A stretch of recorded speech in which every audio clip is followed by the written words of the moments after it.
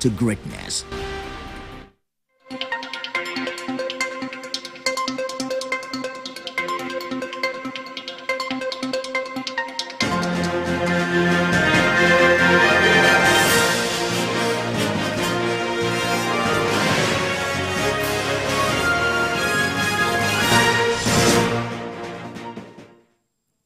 Hello, and thank you for joining us on The World Now. We begin here in Nigeria as President Bola Tinubu has suspended the Minister of Humanitarian Affairs and Poverty Alleviation, Betta Edu, from office with immediate effect.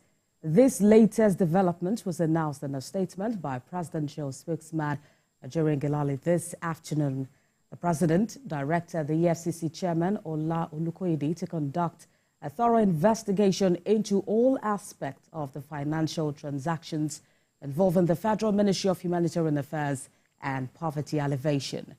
The president also asked the suspended minister to hand over to the permanent secretary of the ministry and fully cooperate with the investigating authorities as they conduct their investigation. President Tinubu had on Sunday ordered a thorough probe of the ministry over the controversy surrounding her alleged involvement in the approval of 585 million naira to be disbursed into a personal account. The AGF explained that although her office received a request from the Humanitarian Ministry to make certain payment, her office did not act on it. And after a suspension as Minister of Humanitarian Affairs and Poverty Alleviation, Betta Edu was denied access to President Tinubu at the presidential villa. This vehicle ferried her out of the villa as she was unable to meet with the president. Presidential spokesperson Ajuri Ngelale joins me for more on updates on this development. Thank you for joining us on the news at this hour. Like I read earlier, the former minister, like we say, was denied access to the presidential villa. What do you think she was going there for? Thank you very much. Good afternoon. Of course, this is a very eventful day for reasons that are certainly not ideal, but His Excellency President Bola Tinubu has sworn to uphold the highest standards of accountability, transparency, and integrity in the way public administration will be conducted under his leadership. And in view of the recent allegations that have been flying around all platforms of the media, it was in the wisdom of the president to inaugurate an investigative panel that would be tasked with conducting a comprehensive diagnostic on the financial architecture and frameworks of the social investment programs to ensure that we put in place firewalls that would really enhance the integrity of those programs and ensure that the disadvantaged populations of our country that are intended to benefit from those programs are the exclusive beneficiaries of those programs. Furthermore, of course, the president has directed the executive chairman of the Economic and Financial Crimes Commission, EFCC, to conduct a thorough investigation into the transactions at question. And the president is going to ensure that nothing at all will get in the way of that investigation being conducted in a fair and transparent manner, and in a way that Nigerians would have full confidence that whatever conclusion is arrived at is based only on the merits of the investigation and of the facts on ground. And that is the commitment of the president. And to achieve that, he has, of course, directed the suspension of the Minister of Humanitarian Affairs and Poverty Alleviation.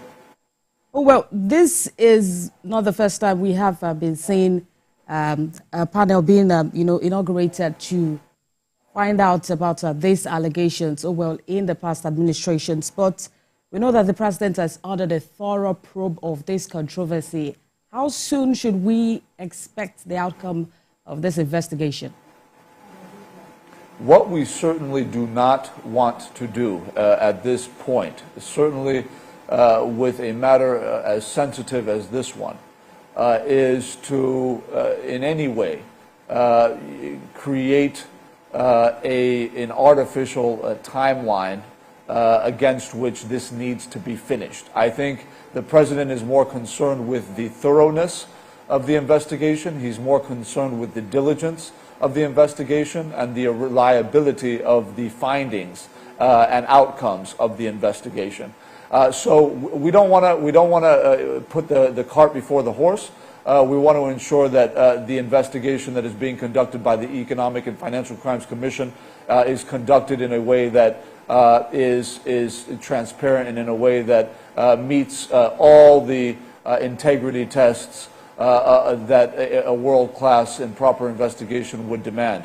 I think what is also important is to note that because the president has directed the suspended minister to hand over to the permanent secretary of that ministry, you would now have a situation in which there is no encumbrance to the smooth running of that ministry, even in view of the unfortunate circumstances that have prevailed in recent days and hours. And I think it's also important for us to all acknowledge that we said from the beginning, during the campaign, that we were campaigning for a man who has a background in the private sector, who is about results and who is about outcomes and achieving objectives.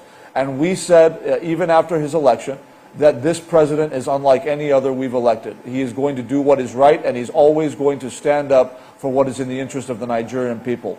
I believe today Nigerians have seen that President Bola Ahmed Tinubu is a man of his word. He's a man of action, and he's going to do what is right, and he's going to do it quickly to ensure that whatever the truth is behind the allegations, that it is revealed, and that wherever the course of justice takes this matter, that justice is done. And that is the commitment of the president. I agree with you that this resonates with the president's agenda to fight corruption. We have a lot more to discuss on this, but because of our time, well, I've been speaking with the presidential spokesperson, Ajuri Ngelale, live from Abuja. Thank you for joining us on The World Now.